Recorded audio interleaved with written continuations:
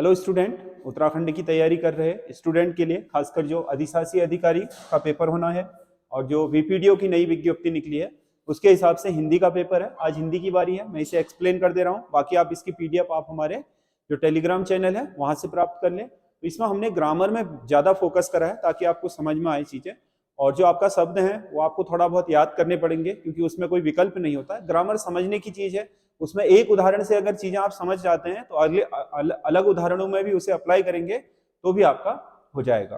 ठीक है, क्योंकि ग्रामर चीजें ऐसी है जो एक तरीका है किसी चीज को करने का। वो तरीका समझ में आ गया तो आपको 10 उदाहरण दे दिए जाए, आप उसे कर लोगे, कोई दिक्कत नहीं आती है। तो कुल मिलाकर के ये हमारा जो आपका सामान्य हिंदी का प्रश्न पत्र है, इसमें हमने इसी तरीके के क्वेश्चन बनाए। बड़े बड़ाई ना करे, बड़े ना बोले बोल, उक्त पंक्ति में रेखांकित पद होगा। रेखांकित क्या है? बड़े। अब विकल्प में देखो क्या दिए हैं, विशेषण, सर्वनाम, संज्ञा या क्रिया। तो ये कह रहा है कि ये जो बड़े शब्द है, ये जो बड़े शब्द है ये आपका विशेषण है, सर्वनाम है, संज्ञा है या क्रिया। अब सामान्य रूप से बड़ा किसी के आकार को बताता है और आकार, रंग, रूप, गुण, धर्म, ये सब चीजें बताने वाली चीजें क्या होती हैं? विशेषण होती हैं। परंतु यहाँ ये बड़े शब्द किसी संज्ञा के स्थान पर प्रयोग किया है। बड़े मतलब किसी व्यक्ति के लिए कह दिया है, तो यहाँ पर व्यक्ति को ही क्या आपका विशेषण शब्द के रूप में प्रयोग किया जा रहा है। तो ये हमेशा संज्ञा होती है, ये हमेशा क्या होती है? संज्ञा शब्द। यह हमेशा क्या होगा? संज्ञा शब्द। यहाँ पर बड़े शब्द किसके लिए प्रयोग हुआ है? संज्ञा के लिए प्रयोग हुआ है, ना कि आपका किसी विशेषण के लिए। अगला क्वेश्चन है, कौन सा एक अनिश्चयवाचक प्राणीबोधक सर्वनाम है? अनिश्चयवाचक भी हो और प्राणी का बोध भी कराए। अनिश्चयवाचक भी हो और प्राणी का बोध भी कराए। देखो दो चीजें हैं। अनिश्चयवाचक जो आपके सर्वनाम शब्द होते हैं वो दो ही होते हैं, कोई और कुछ। कौन तो प्रश्नवाचक है, क्या भी प्रश्नवाचक है। ये दोनों ही आपके क्या होते हैं? अनिश्चयवाचक होते हैं। एक चीज क्लियर हो गई। अब इन दोनों में से प्राणीबोधक कौन है? कोई होगा, कुछ तो होगा नहीं। आपने कहा दूध में कुछ गिर गया, यानी कि दूध में आपने कहा मक्खी गिर गई, मच्छर गिर गया, तिनका गिर गया, तो कुछ गिर गया यानी कि आपको पता नहीं चल रहा है क्या है। ठीक है, आपने कहा दरवाजे पर कोई खड़ा है, तो कोई क्या प्राणी होगा, या कुत्ता, बिल्ली, इंसान, जो भी हो। ठीक है, तो कोई शब्द किसको इंगित करता है? प्राणी को, अनिश्चितता, प्राणी की अनिश्चितता को। क्योंकि आप कह नहीं सकते ना कुछ आ गया है। कुछ आ गया है तो फिर वो क्या होगा? वस्तु ही होगी, प्राणी नहीं होगा। कोई आ गया है कहोगे तो वो प्राणी होगा। ठीक है, तो दो चीजें, एक तो अनिश्चयवाचक हो, यही दोनों होते हैं। प्राणीबोधक, इनमें से कौन सा वाला होता है? कोई, जो प्राणी का बोध कराता है। अगला क्वेश्चन है, कौन सा एक सही सुमेलित नहीं है? पड़ोसी, पड़ोसिन, ये इसका क्या है? पुल्लिंग या स्त्रीलिंग? चोर, चोरनी, पुल्लिंग स्त्रीलिंग। लुहार, लुहारिन, क्षत्रिय, क्षत्रिन। तो इसमें से गलत कौन सा वाला है सुमेलित? ये वाला सही है। क्षत्रिय तो सही है, परंतु इसका क्या? छत्राणी, क्या होना चाहिए? छत्राणी। क्षत्रिय का छत्राणी होना चाहिए, ये आपका सही विकल्प ये होगा। ठीक है, अगला क्वेश्चन है, पानी शब्द में कौन सा वचन होगा? पानी शब्द एक वचन, सदा एक वचन, बहुवचन, सदा बहुवचन। वैसे तो एक वचन ही है, परंतु कुछ चीजों को नित्य क्या एक वचन या सदा एक वचन बोलते हैं। तो पानी सदा एक वचन होगा। पानी को किसी भी रूप में प्रयोग करोगे तो वो हमेशा एक वचन में ही प्रयोग हो सकता है, उसका बहुवचन बन ही नहीं सकता है।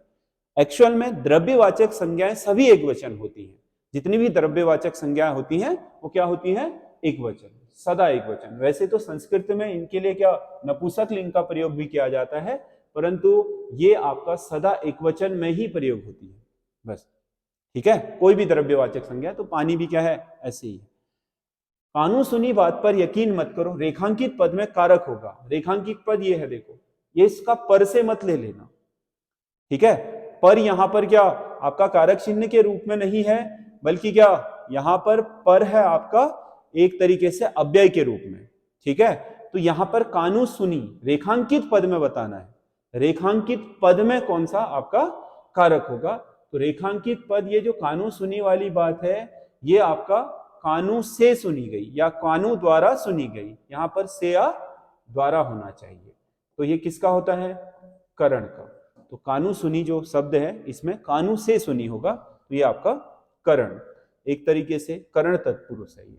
ठीक है, समास भी बनेगा तो करण तत्पुरुष। वैसे क्या है, यहां पर कारक पूछा है तो करण कारक होगा। कौन सा एक शब्द विशेषण शब्द है? विशेषण शब्द गरीब, सरलता, सभ्यता, दक्षता। गरीब, गरीब क्या है? किसी की विशेषता बताता है। आदमी गरीब है यानी कि आदमी की विशेषता।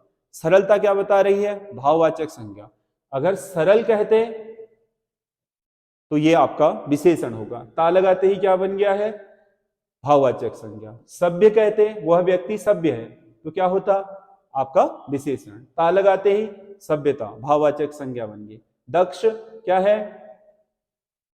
दक्ष, वह दक्ष है, वह अपने काम में दक्ष है यानी कि विशेषता है उसकी। दक्षता लगाते ही भाववाचक संज्ञा। तो ये तीनों ही भाववाचक संज्ञा है, जबकि ये क्या है? गरीब आपका विशेषण है। अगर इसका भाववाचक संज्ञा बनाना है तो आप गरीबी कर लो, ठीक हो जाएगा। तो इसका सही आंसर ए होगा। अगला क्वेश्चन है, विशेषण की कितनी अवस्थाएं होती हैं? विशेषण की कितनी अवस्थाएं होती हैं? 3 अवस्थाएं।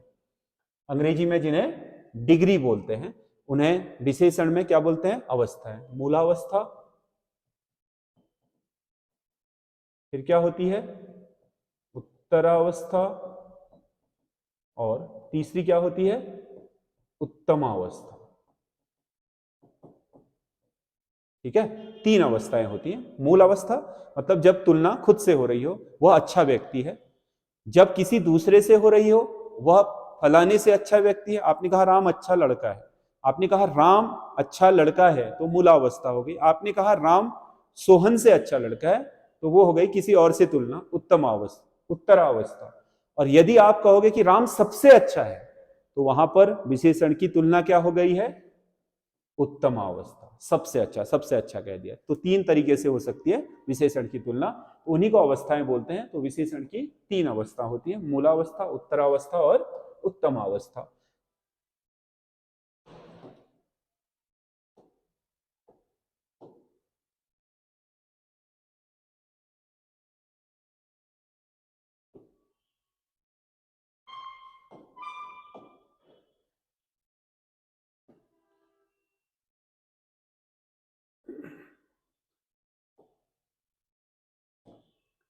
अगला क्वेश्चन है, किस एक वाक्य में द्विकर्मक क्रिया है? किस एक वाक्य में द्विकर्मक क्रिया है? ए, किताब उठा के रख दो। किताब कर्म, उठाना रखना दोनों क्रिया। संयुक्त क्रिया तो है, द्विकर्म नहीं। भोजन करके सो जाओ, करना क्रिया, सोना क्रिया। भोजन क्या? कर्म। वह कुत्ते को डंडे से मारता है, वह करता कुत्ता कर्म, जिसके लिए कार्य हो रहा है, डंडा कर्म, मारना क्रिया। सीता घर पर बैठी है, सीता कर्ता जो काम को कर रही है बैठने का, घर कर्म, बैठना क्रिया। द्विकर्मक क्रिया जब वाक्य में एक से, द्विकर्मक क्या है? द्विकर्मक क्रिया जब एक क्रिया के साथ या क्रिया के साथ एक से अधिक कर्म आए, 2 कर्म आए।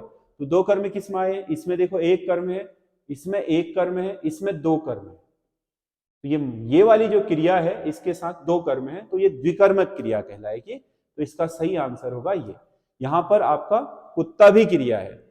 कर्ता के अलावा जिसके लिए काम किया जाता है, जिस पे काम का प्रभाव पड़ता है, वो कर्म होता है। जिस माध्यम से काम किया जाता है और जिस पे काम का प्रभाव पड़ता है, दोनों ही कर्म होते हैं। ठीक है, जैसे आप कहोगे राम ने रावण को तीर से मारा, तो राम तो कर्ता हो गए, मारना क्रिया हो गई। मारा किसको? रावण को, तो वो भी कर्म हुआ। और तीर भी क्या हुआ? कर्म। यानी कि कार्य करने का माध्यम भी और कार्य का प्रभाव जिस पे पड़ रहा है वो भी हमेशा कर्म होता है। तो यहां द्विकर्मक क्रिया सी में है। अगला क्वेश्चन है, सुरेश गीत गा रहा है वाक्य में काल होगा। सुरेश गीत गा रहा वाक्य में काल होगा। गा रहा है नहीं है, था। गा रहा था क्योंकि सब में भूत लगा है। गा रहा था, सुरेश गीत गा रहा था यानी कि जब आपने सुरेश को देखा था तो उसका गीत गाने का क्रम चल रहा था, खत्म नहीं हुआ था। ऐसे में होता है अपूर्ण भूत। गा चुका था कहते तो पूर्ण भूत होता। सुरेश ने गाना गाया कहते तो सामान्य भूत होगा। ठीक है। और अगर आप क्या इसको पूर्ण करना चाहते हैं तो चुका था लगा सकते हो, ठीक है। आसन्न भूत भी सामान्य के ही समकक्ष होता है। सुरेश ने गाना गाया था, ठीक है, सुरेश ने गाना गाया था, सुरेश ने गाना गाया, इन दोनों में अंतर है थोड़ा सा, ठीक है, आसन्न भूत और सामान्य भूत में। बाकी अपूर्ण भूत का मतलब चल रही थी क्रिया, खत्म नहीं।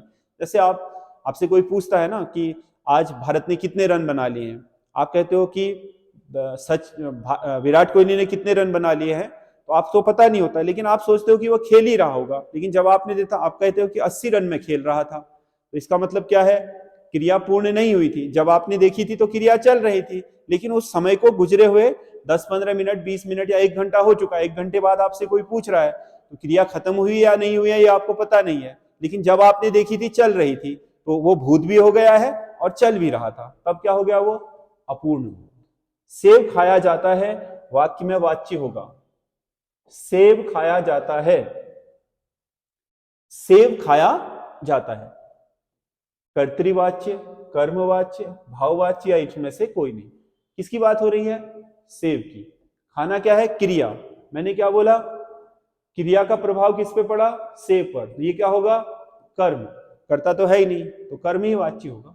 कौन सा वाला वाच्य होगा, कर्मवाच्य, ठीक है। वैसे भी आपका क्या, जहां कर्म की बात होती है कर्मवाच्य, जहां कर्ता की बात होती है कर्तावाच्य।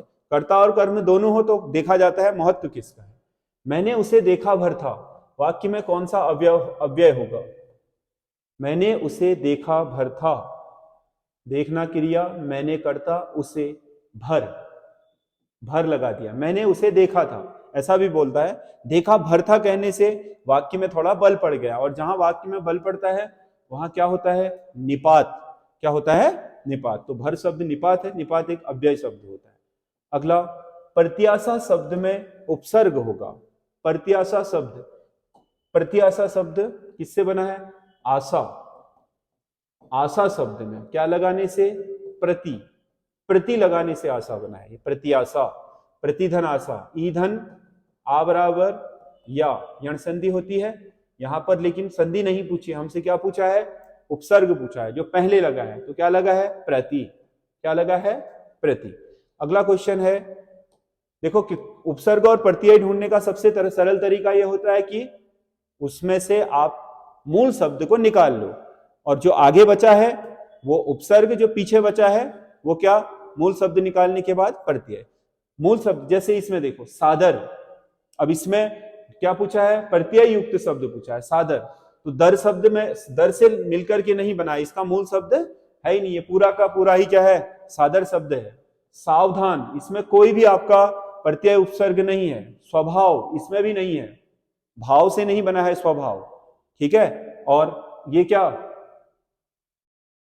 स्वभाव उपसर्ग तो है, प्रत्यय नहीं है, यहां प्रत्यय युक्त शब्द बोल रहा है।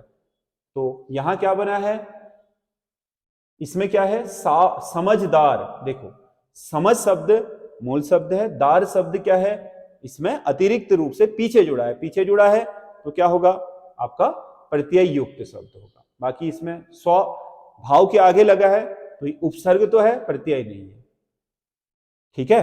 तो इस तरीके से क्या आपका ये वाला इसका सही होगा। कभी भी उपसर्ग और प्रत्यय निकालने के लिए, उपसर्ग पूछ रहा है तो पीछे से मूल शब्द निकालिए, प्रत्यय पूछ रहा है तो आगे से मूल शब्द निकालिए, और जो शेष बच जाता है वो आगे बच रहा है तो उपसर्ग है, पीछे बच रहा है तो प्रत्यय है, ठीक है। बहुत सरल होता है ये, लेकिन सही से निकालना आना चाहिए। निम्नलिखित में से कौन सा, अभ्यास से हो जाता है, निम्नलिखित में से कौन सा वाक्य मिश्र वाक्य नहीं है, मिश्र वाक्य नहीं है। यह वही बच्ची है जिसे बैल ने मारा था, यह वही बच्ची है, कौन सी, पूरा हुआ ही नहीं है तो इसे पूरा ये करेगा तो मिश्र।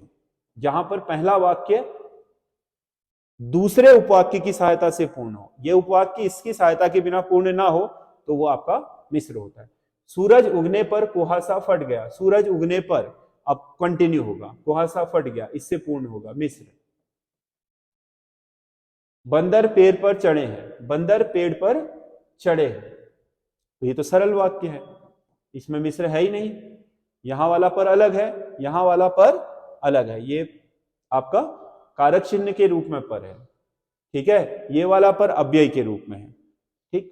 जब सवेरा हुआ तब हम स्कूल गए, ये परंतु का है। जब सवेरा हुआ तब हम स्कूल गए, जब लगा जब सवेरा हुआ, कब, तब। ठीक है, तो इसका मतलब ये इससे पूर्ण नहीं हुआ, तो ये भी क्या है, मिश्र। कौन सा वाला नहीं है, पूछा कौन सा है, ये वाला। तो सरल वाक्य है ये, मिश्र नहीं। अगला, किस एक बोली को खड़ी बोली कहा जाता है? खड़ी बोली, इनमें से 4 बोलियां हैं, खड़ी बोली कहा जाता है कौरवी को। कौरवी का एक नाम खड़ी बोली, ज्यादा प्रचलित नाम खड़ी बोली है, लेकिन मूल रूप से यह क्या है, कौरवी आपका बोली कहलाती है, पश्चिमी हिंदी की बोली है। अगला, शुद्ध वाक्य बताइए। शुद्ध वाक्य, मैंने थोड़ी देर में खाना खाया है, इसमें होना चाहिए मैं थोड़ी देर में खाना खाऊंगा, या मैंने थोड़ी देर पहले खाना खाया था, ऐसा होना चाहिए, तो ये गलत है। तुम तुम्हारा काम करो, ठीक है, तुम अपना काम करो, या आप अपना काम करो, यह होना चाहिए था। सीता गुणवान स्त्री है, यह भी गलत है। सीता गुणवती स्त्री है, गुणवान की जगह क्या होना चाहिए, महिला के लिए गुणवती, तो यह भी क्या है, गलत है। मुझे कल बाजार जाना है, मुझे कल बाजार जाना है, यह क्या हो गया, सही वाक्य हो गया। अगला, सज्जन शब्द का सही संधि विच्छेद होगा। सज्जन, सत धन जन। जब किसी संधि में दूसरे पद का आरंभ जौ में हो और पहले पद का अंत तौ में हो, तो वो तौ क्या बन जाता है, ये आपका जौ में ही परिवर्तन हो जाता है। तो तौ क्या बन जाएगा, यही वाला जौ बन जाएगा, क्या बनेगा, सज्जन, सत धन जन। ठीक है, ये सही होगा। अगला, विद्यार्थी शब्द में कौन सी संधि होगी? विद्यार्थी शब्द में कौन सी संधि होगी? विद्या धन अर्थी, इससे बना है। अंत किसमें हुआ, विद्या, आ में। आरंभ किसमें हुआ, ओ में। जब कोई स्वर उसी का दीर्घ और उसी का लघु मिले तो दीर्घ संधि, उसी का दीर्घ और उसी का दीर्घ, जैसे औ के साथ औ, आ के साथ आ, औ के साथ आ, या आ के साथ ओ मिले, या ई के साथ ई के बड़ी के साथ छोटी, छोटी के साथ बड़ी, या बड़ी बड़ी छोटी छोटी, या ऊ के साथ बड़ाऊ, बड़ाऊ के साथ बड़ाऊ, छोटाऊ के साथ बड़ाऊ, मतलब होना वही चाहिए, लघु या दीर्घ दोनों आपके एक ही उसके होने चाहिए, कोई अलग नहीं होना चाहिए। तो यहाँ लघु और दीर्घ मिलकर के क्या बनाएंगे, दीर्घ, एक लघु एक दीर्घ उसी का, तो ये कौन सी संधि होगी, दीर्घ संधि। अगला, कौन सा एक बहुव्रीहि समास का उदाहरण है? कौन सा एक बहुव्रीहि समास का उदाहरण है? बहुव्रीहि समास का उदाहरण, वीणा पाणी। वीणा पाणी, जिसके हाथ में क्या हो, वीणा हो, जिसके हाथ में वीणा हो, ऐसा शब्द का अर्थ नहीं लिया जाता, अर्थ लिया जाता है सरस्वती। वीणा पाणी कहते ही किसका जिक्र होता है, सरस्वती का। ज्यादा प्रचलित नाम वीणा पाणी का आपका, इसके मूल अर्थ से ज्यादा प्रचलित नाम इसका सरस्वती है। तो यही आपका क्या हो जाएगा, बहुव्रीहि समास हो जाएगा। इसमें क्या होगा, द्विगु समास, इसमें क्या होगा, द्विगु समास, इसमें क्या होगा, लाल पीला, ये द्वंद्व समास होगा। लाल और पीला दोनों बराबर हैं, तो द्वंद्व समास। ठीक है। अगला, कौन सा एक तत्सम शब्द नहीं है? तत्सम नहीं है, यानी कि संस्कृत का नहीं है। प्रतीत बिल्कुल है, पृष्ठ भी है, स्वर्ग भी है, नरक नहीं है, नरक नहीं है, क्या होना चाहिए, नरक।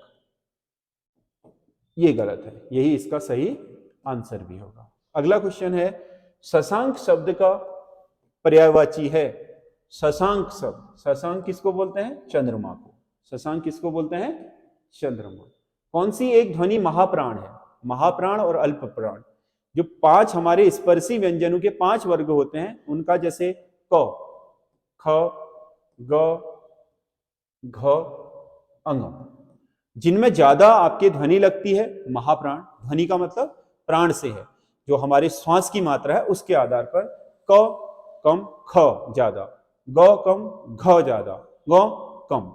तो कम कम कम, अधिक अधिक। जिसमें अधिक लिखा है वो आपके क्या होंगे, महाप्राण। जिसमें कम लिखा है वो क्या होंगे, अल्प प्राण। इसी प्रकार से पांचों वर्गों के पहले, तीसरे, पांचवें आपके जो वर्ण होंगे वो अल्प प्राण होंगे, बाकी दूसरे और चौथे वर्ण क्या होंगे, महाप्राण। तो इसमें देख लो पहला और तीसरे स्थान का कौन सा है, ख, दूसरा स्थान घ, चौथा स्थान चौ छ, जौ झ चौथा स्थान, तो जौ इसमें पहला स्थान, चौ छ जौ तीसरा स्थान, चौ छ जौ तीसरा स्थान कौन सा, कम, अल्प प्राण ध्वनि। ये महाप्राण है, ये महाप्राण है, ये महाप्राण है, ये अल्प होगा, क्योंकि पहले, तीसरे और पांचवें स्थान में जो भी वर्ण आएगा वो अल्प होगा। तो इसका जौ वाला सही आंसर है। अगला क्वेश्चन है, कौन सा एक शब्द अशुद्ध शब्द है, अनभिज्ञ, दधीची, अधीन, अनभिज्ञ सही है, दधीची भी सही है, अधीन भी सही है, अंजलि ये गलत है। अंजलि, अंजलि नहीं होता बल्कि अंजलि होता है, ठीक है। तो ये इसका सही आंसर होगा इस वाले, ये गलत है क्योंकि ये जो पूछा है वो यही है। रिक्शा शब्द किस भाषा का है, रिक्शा, रिक्शा आगत शब्द है, कहां से आया है, जापानी भाषा से। रिक्शा किससे आया है, जापानी भाषा से। आवेशित शब्द का विलोमार्थक होगा अनावेशित, यही फर्स्ट में ही मिल गया, अनावेशित, आवेशित, अनावेशित। 25 आपके क्वेश्चन हैं, आपको कैसे लगे हमें कमेंट करके जरूर बताइएगा।